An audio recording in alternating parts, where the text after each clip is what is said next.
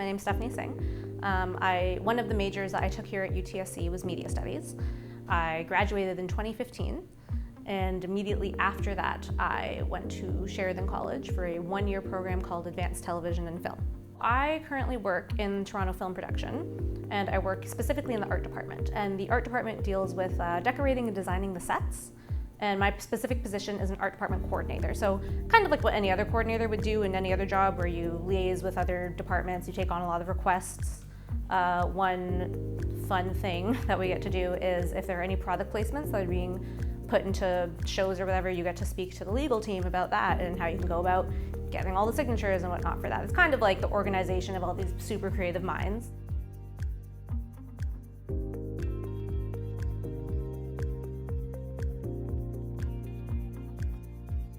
So one thing I always like to say is that my journey has been anything but direct.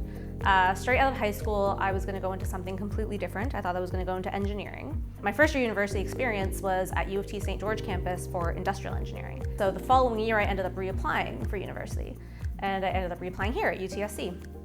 And honestly, the decision for that was, again, not the most informed decision, because in high school, to be completely honest, I wasn't the most concerned with my career path, but the other one being media studies, which I very much enjoyed. And it wasn't until about my third year here at U of T Scarborough was when I was able to experience most of my media studies classes, because they clashed a lot with my economics classes, and so my first 2 years were basically packed with econ. But come my third year, I was able to experience more media studies classes, such as like women's studies, and there was classical myth and film, and there was even a legal media course that applies very much to what I do today. And that was kind of the moment I realized that, okay, once you actually learn about the content and care about it, you'll do well in it. Doing all of those courses was able to lead me to the stream of thought that, okay, maybe you'd like something in film. There's one professor in mind who actually I super enjoyed, and I'm not sure if she still teaches here. Her name is Professor Sarah Klebe. I thought she was an absolute delight to be in lectures with and hear her speak, really. I thought her method was very insightful, and I thought that one of the ways in which I feel as though academia can be defined is that looking at things from varying perspectives. And, you know, being a student here and learning how to do that can be daunting a little bit, because sometimes you'll think one way and then someone will be like, that's great, but have you considered this way? And sometimes you can like get a little up in arms about it, because it's like, don't tell me what to do. But you learn, like, no, this is just life. This is how we're learning. Like, I remember one class with her, I don't remember the name of the class, but I got to do a paper on one of my favorite TV shows. Now I don't know if it's going to be considered an old TV show now, but it's called Supernatural. And I absolutely adore that show. And I remember as I was writing that paper, I like stopped, took in for a second, like, oh my God, I'm writing a paper on a show that I love. Like, this is 100% something I could see myself doing in the future. And that definitely helped me find film. So come fourth year, when I'm looking forward to like, okay, what are my next steps here? Do I pursue more schooling? Do I go just find a job? Like where do I go from here? But of course, most of the things I've learned here are purely academic, which is not bad, but it's also, you need some stuff that's a bit more solid, a bit more gritty, a bit more hands-on. So when I was looking at programs after this, I explored Ryerson, I explored York, and I came across Sheridan College. And honestly, Sheridan's program stood out to me because it was 1 year, and I was very eager to just kind of get out there and start working. When I applied for the Sheridan program, Advanced Television and Film, I got there and I immediately clicked with everyone there, honestly. And I think it's just because we were all on the same wavelength, we all had a lot of similar views. My experience here, like the academic part, combined with that 1 year of hands-on filming, was very beneficial, because yes, people can try to look at college and university in two different ways. University teaches you how to think, college teaches you how to do, but if you learn both, maybe, just maybe, you'll do well out there, you know? So after Sheridan, when I graduated, it was tricky trying to kind of navigate what you want to do, because for like the first 6 months after graduating, I worked in a bunch of indie productions. I also worked in some commercials. And it wasn't until that 6-month mark where I realized I wanted to be in what is known as the union world in film. And I mean, like, the indie world and the union world kind of have their differences, where the indie world, you have a little bit more creative control, but you might not get paid as much, to be completely honest. Whereas the union world, it's a little flipped. You might not have as much creative control, but your pay is very much protected. And if you want to get the essential stepping stones in doing something that's your own creative vision. Maybe do some stuff in the union world and then venture out, because you'll learn how to do things more structured. So now I've been working in the union part of film for about 5 years. And you start off as a trainee in like any department, which is, you can think of it as like an equivalent of an entry-level position anywhere. And you kind of learn the ropes, you do a little bit of everything, and then as you do any shows, you kind of realize, okay, I like this, I want to do this. And there are many different positions in the art department, like in the department that I work in. You can be a set designer, you can be a graphic designer, you can be a concept artist. And then of course you have the people actually in charge. You can be an art director, you can be the production designer, which is the head of the department. But I like being the coordinator, because you get to organize all these crazy creative folks.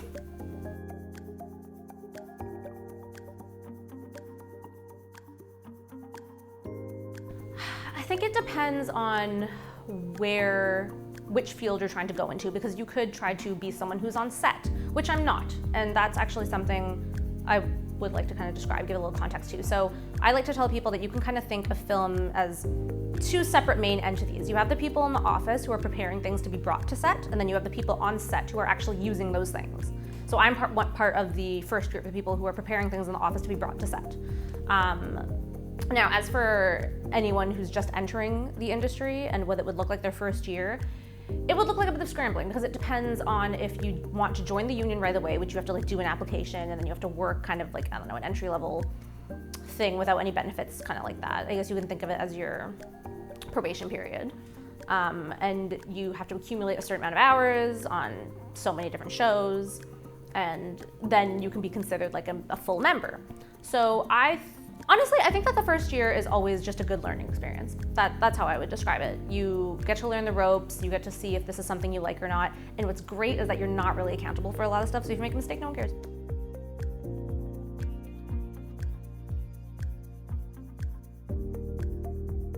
So the role of the art department coordinator is specifically to the art department. You have coordinators for other departments, and those are the people who you usually speak to if you need to reach out to a department. But my specific role entails, it's a lot of organizing, it's a lot of tracking, whether it be like drawings of the set that are being distributed to the whole team, or the legal clearances that I kind of mentioned before, about if you need a product in the show, stuff like that.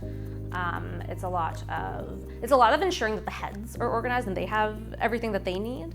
So for example, if there's a meeting, it's a lot of gathering the documents and whatnot for that. Usually every show has their own server or file sharing program that, you know, you're basically in charge of that, making sure everything is where it needs to be.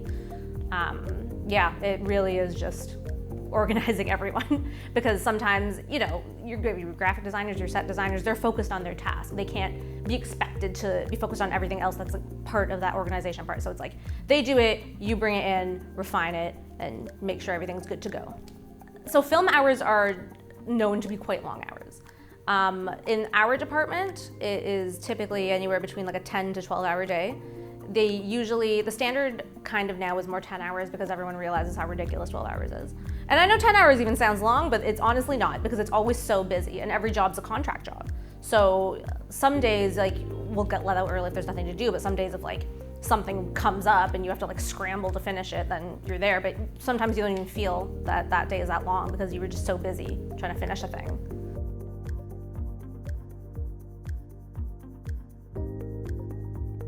My future, honestly, is just I'm able to move up one more level, which would kind of just make me more of a distinguished art department coordinator, and I really just want to bounce around shows doing that, personally. For now, like, you know, we'll see, because honestly, Toronto right now is in a really good point with film and TV being brought here, because A, the dollar between US and here is very beneficial for people from the States to come and film here because it's so much cheaper for them, and B, they get tax breaks.